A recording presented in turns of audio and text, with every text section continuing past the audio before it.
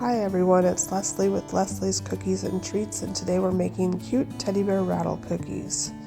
Let's start by outlining the circle part at the bottom of the rattle. Outline a circle to the best of your ability and fill it in with royal icing in about a 15-second consistency. You can use your bag to kind of move it around and make your circle more round. Then pipe in the handle of the rattle. Use a scribe or a toothpick to settle down the icing. Now outline and flood in the head of the bear. Again, I'm using about a 15-second royal icing consistency. And then let the cookie dry for about 20 minutes until it crusts over. Now outline the tails of the bow with royal icing, and part of it is going to be up on top of the rattle and part of it's going to be on the cookie. Give the part that's on the cookie a bit of icing, and we're going to let that set up so that it gives it a base for when we pipe the bow so it's all flat and even. Don't go all the way to the edge with the royal icing inside the center of the tail because we're going to pipe over it later.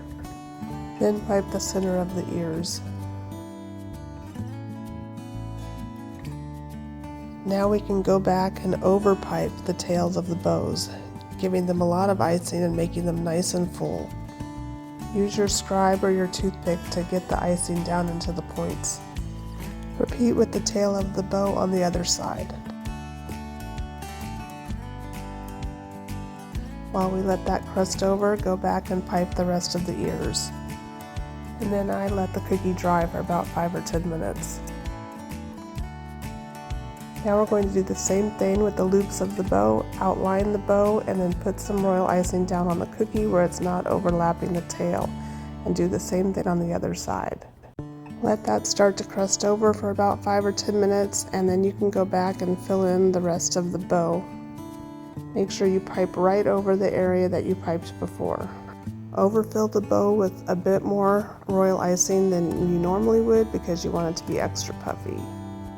And because I'm working with a 15-second royal icing consistency, I know it's not going to overflow and spill over the edges.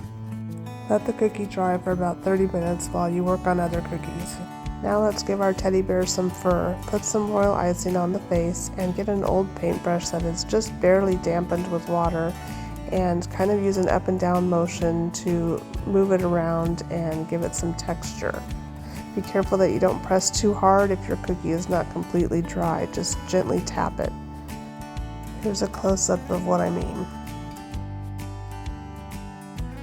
Don't forget to do the ears too.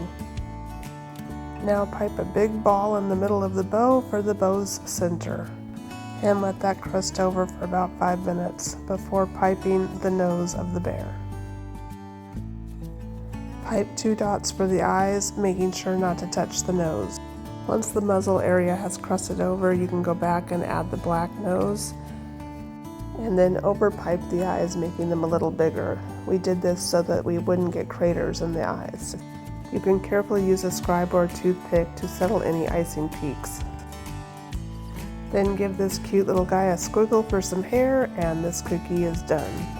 Once the icing had dried overnight, I went back with some white edible paint and added some highlights to the eyes, the nose, and the bow, and I also added a little stripe for the mouth.